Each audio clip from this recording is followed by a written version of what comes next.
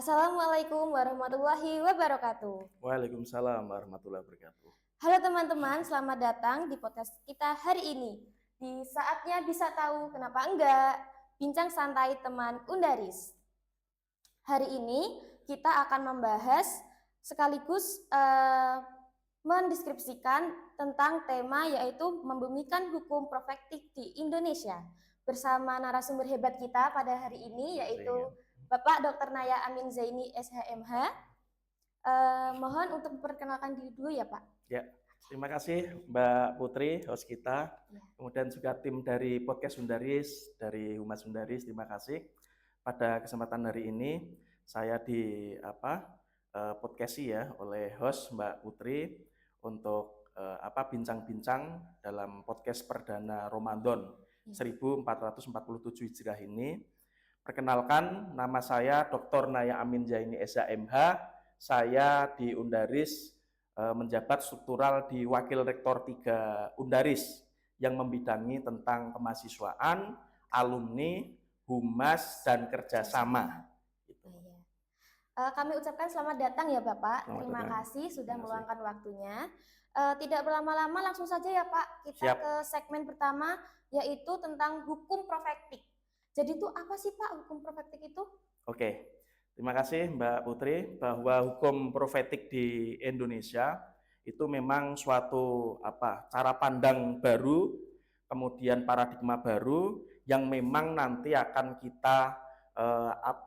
kita sosialisasikan dan kita terapkan dalam praktek hukum dan berhukum di Indonesia. Jadi hukum profetik itu adalah hukum kenabian. Hukum kenabian yang di dalamnya itu ada nilai-nilai yang bersifat wahyu, dan kombinasi akal juga yang bersifat integrasi. Di situ terilhami di dalam Quran surat Al-Imran ayat 110 yang berbunyi kuntum khairon umatin uhrijat linnas ta'muruna bil ma'ruf wa tanhauna 'anil munkar tu'minuna billah. Jadi kamu umat yang terbaik yang dilahirkan untuk manusia yang menyeru kepada hal ma'ruf baik, kemudian yang mencegah kepada hal mungkar dan beriman kepada Allah. Jadi itu yang mengilhami, menjiwai di dalam praktek hukum dan berhukum di Indonesia, kemudian juga akan mendatangkan kemaslahatan, kemudian nilai keadilan yang substantif, kemudian juga membawa kemanfaatan bagi rahmatan lil alamin. Nah, gitu, Mbak. Menghadirkan keadilan yang nyata seperti itu ya, Pak. Iya, Mbak. Jadi kesimpulannya hukum itu tidak hanya mengatur tentang hukum yang kaku gitu ya, Pak, iya, formal. Mbak. Jadi mengandung juga nilai-nilai kenabian seperti itu ya, Pak. Oke. Selanjutnya untuk segmen yang kedua, Pak. Jadi apa sih, Pak, pilar transendensi itu? Iya. Jadi di dalam hukum profetik itu harus mengandung 3 pilar. Pertama adalah ta'muruna bil ma'ruf. Ta'muruna bil ma'ruf itu adalah humanisasi. Memanusiakan manusia sesuai fitrahnya, sesuai kodratnya, sesuai harkat martabatnya yang semulia mungkin, sebaik mungkin. Hukum profetik harus mengandung nilai humanisasi tadi, ta'muruna bil ma'ruf. Kemudian yang kedua adalah harus mengandung nilai tanhauna 'anil munkar, mencegah kepada kemungkaran, liberasi, membebaskan dari penindasan, membebaskan dari kebodohan, membebaskan dari kemunduran, membebaskan dari ketertindasan struktural maupun di dalam praktek berbangsa dan bernegara. Jadi harus mengandung pembebasan supaya hukum dan berhukum itu tidak mengandung penindasan, kemudian kemunduran, kemudian kebodohan, kemudian juga kemelaratan dan lain-lainnya. Kemudian yang ketiga itu hukum profetik juga harus mengandung unsur tu'minuna billah. Tu'minuna billah itu adalah beriman pada Allah. Beriman pada Allah. Jadi hukum itu harus dijiwai, harus diilhami nilai-nilai ketuhanan, keilahian, dalam praktek maupun dalam pembangunan hukum. Jadi Gitu, Pak. intinya harus berlandaskan beriman kepada Tuhan, Iya. seperti itu ya Pak. Oke, selanjutnya kita akan membahas humanisasi nih Pak. Jadi Iya. bagaimana konsep tamuruna bila ma'ruf diterapkan dalam hukum. Jadi Iya. Jadi prakteknya di dalam ta'muruna bil ma'ruf atau humanisasi itu memuliakan manusia sesuai kodratnya, harkat martabatnya, kemudian derajatnya yang mulia. Maka dalam praktek hukum, baik itu tindakan hukum maupun produk-produk pembangunan hukum, baik itu dalam bentuk undang-undang, dalam bentuk peraturan pemerintah, dalam bentuk perpu, dalam bentuk perda, dalam bentuk perdes, itu harus memuat pasal-pasal, ayat-ayat yang berpihak kepada kemanusiaan tadi, memuliakan manusia tadi. Jangan sampai terjadi penindasan, merugikan, mendolimi. Nah, itu adalah dalam bentuk praktek hukum maupun produk hukumnya gitu, Pak. Jadi teman-teman, intinya dari Pak Naya tadi yang saya tangkap itu memanusiakan manusia. Jadi gitu ya Pak, harus menghargai sesama manusia, tidak saling menindas dan tidak saling gimana caranya bisa saling bersama, seperti itu ya Pak. Oke. Selanjutnya, jadi Pak, kemudian pilar ketiga, apa sih Pak makna tanhauna anil mungkar dalam berhukum? Tanhauna anil mungkar itu adalah liberasi. Liberasi itu adalah pembebasan dari penindasan, kemunduran, kebodohan, kemiskinan, di mana praktek hukum dan produk hukum yang ada di Indonesia itu harus bisa mengentaskan kemiskinan, bisa mengentaskan kebodohan, bisa mengentaskan ketertindasan maupun ketidakadilan, harus bisa menyelesaikan baik itu praktek hukum oleh aparat penegak hukum maupun produk hukum yang dibuat oleh negara ini, legislatif sama eksekutif.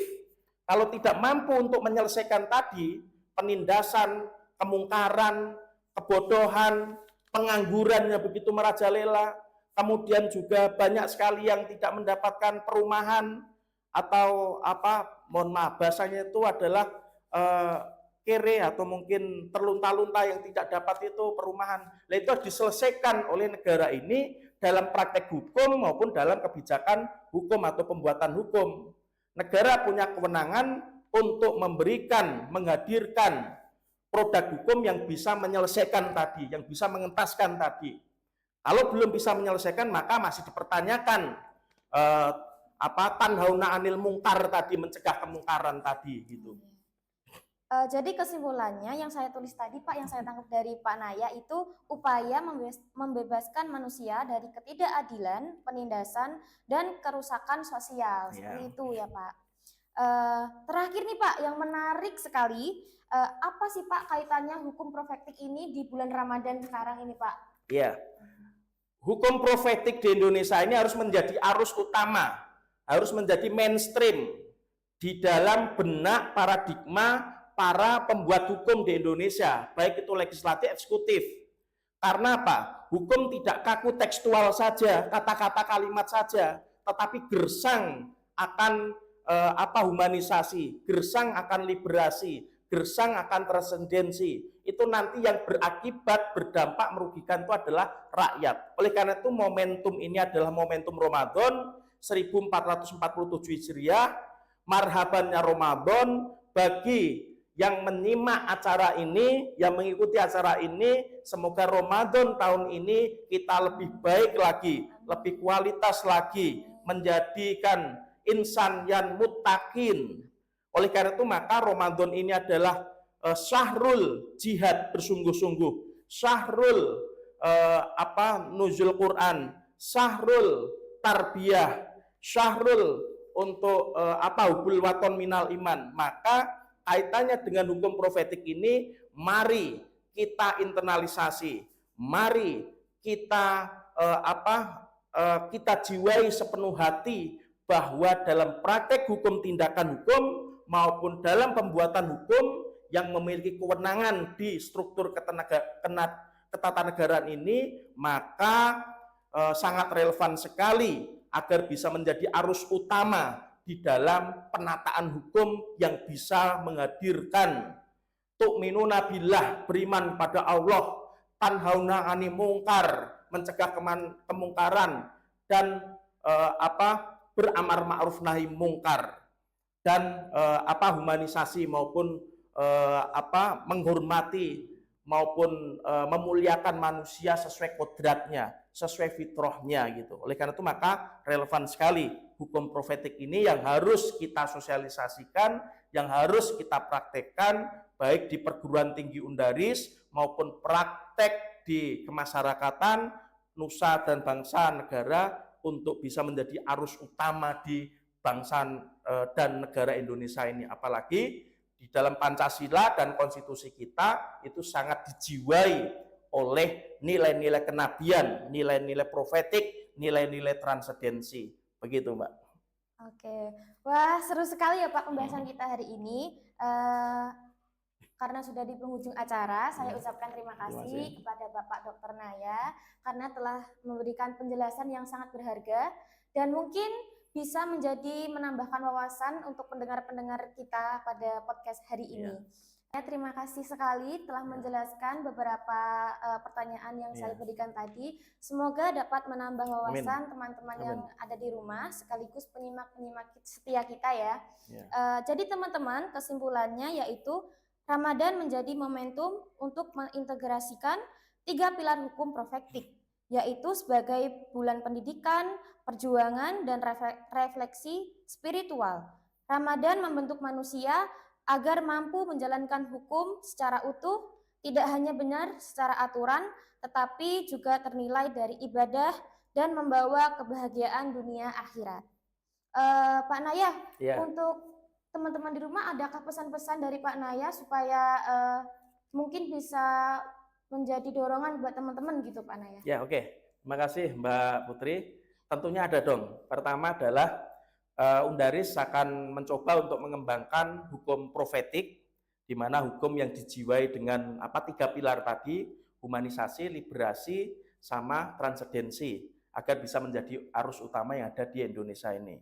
Dengan demikian maka teman-teman itu wajib untuk berkuliah di Undaris apabila ingin mengetahui dan mendalami tentang hukum profetik. Kalau memang mengambil hukum maupun yang sejenisnya, karena profetik itu kan juga bisa masuk ke prodi maupun fakultas yang lainnya juga.